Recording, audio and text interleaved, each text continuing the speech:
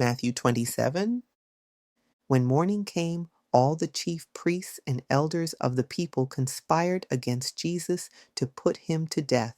They bound him, led him away, and handed him over to Pilate the governor. When Judas, who had betrayed him, saw that Jesus was condemned, he was filled with remorse and returned the 30 pieces of silver to the chief priests and elders. "I have sinned by betraying innocent blood," he said. "What is that to us?" they replied. "You bear the responsibility." So Judas threw the silver into the temple and left. Then he went away and hanged himself.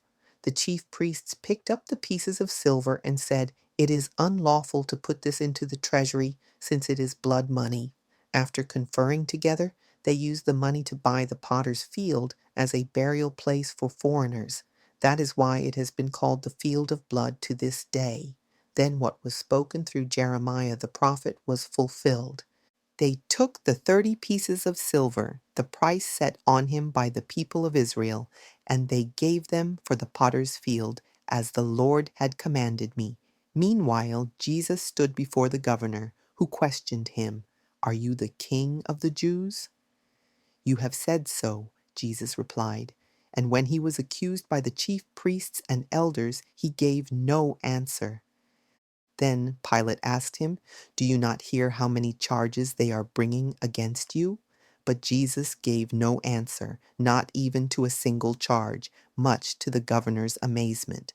Now it was the governor's custom at the feast to release to the crowd a prisoner of their choosing. At that time, they were holding a notorious prisoner named Barabbas.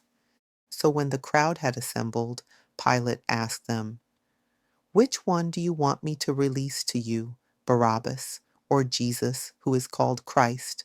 For he knew it was out of envy that they had handed Jesus over to him.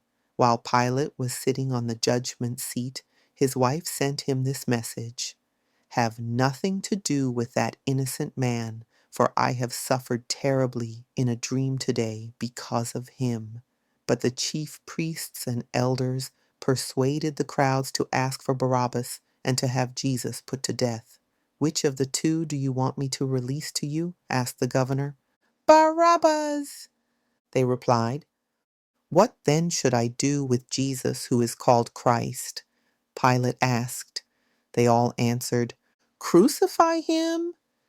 "Why?" asked Pilate. "What evil has he done?" But they shouted all the louder, "Crucify him." When Pilate saw that he was accomplishing nothing, but that instead a riot was breaking out, he took water and washed his hands before the crowd. "I am innocent of this man's blood," he said. "You bear the responsibility." All the people answered, "His blood be on us and on our children." So Pilate released Barabbas to them, but he had Jesus flogged and handed him over to be crucified. Then the governor's soldiers took Jesus into the praetorium and gathered the whole company around him. They stripped him and put a scarlet robe on him, and they twisted together a crown of thorns and set it on his head. They put a staff in his right hand, knelt down before him, and mocked him, saying, "Hail, King of the Jews!" Then they spit on him and took the staff and struck him on the head repeatedly.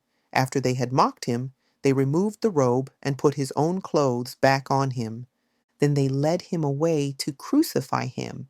Along the way, they found a man from Cyrene named Simon, and they forced him to carry the cross of Jesus.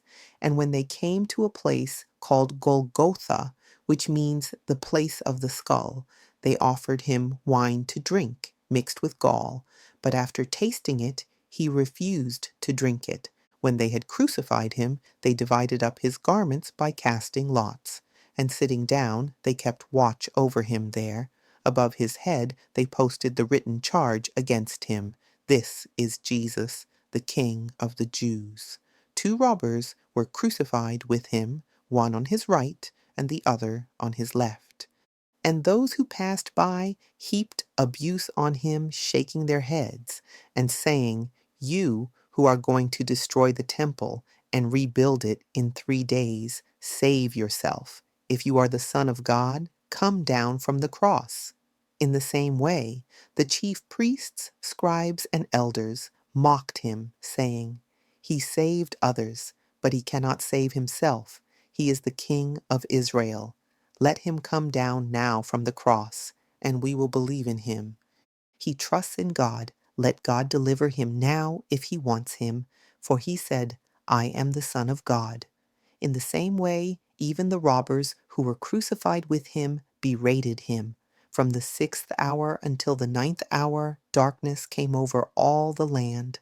About the 9th hour, Jesus cried out in a loud voice, "Eli, Eli, lema sabachthani," which means, my God, why have you forsaken me?" When some of those standing there heard this, they said, "He is calling Elijah." One of them quickly ran and brought a sponge. He filled it with sour wine, put it on a reed, and held it up for Jesus to drink. But the other said, "Leave him alone. Let us see if Elijah comes to save him." When Jesus had cried out again in a loud voice, he yielded up his spirit. At that moment, the veil of the temple was torn in two from top to bottom. The earth quaked, and the rocks were split. The tombs broke open, and the bodies of many saints who had fallen asleep were raised.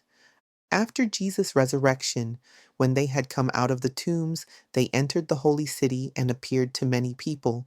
When the centurion and those with him who were guarding Jesus saw the earthquake and all that had happened, they were terrified and said, "Truly, this was the Son of God." And many women were there, watching from a distance. They had followed Jesus from Galilee to minister to him. Among them were Mary Magdalene, Mary the mother of James and Joseph, and the mother of Zebedee's sons. When it was evening, there came a rich man from Arimathea named Joseph, who himself was a disciple of Jesus. He went to Pilate to ask for the body of Jesus, and Pilate ordered that it be given to him. So Joseph took the body, wrapped it in a clean linen cloth, and placed it in his own new tomb that he had cut into the rock. Then he rolled a great stone across the entrance to the tomb and went away. Mary Magdalene and the other Mary were sitting there opposite the tomb. The next day, the one after preparation day, the chief priests and Pharisees assembled before Pilate. "Sir," they said, "we remember that while he was alive, that deceiver said, 'After 3 days I will rise again.' So give the order that the tomb be secured until the third day. Otherwise, his disciples may come and steal him away and tell the people he has risen from the dead. And this last deception would be worse than the first." "You have a guard," Pilate said. "Go, make the tomb as secure as you know how." So they went and secured the tomb by sealing the stone and posting the guard.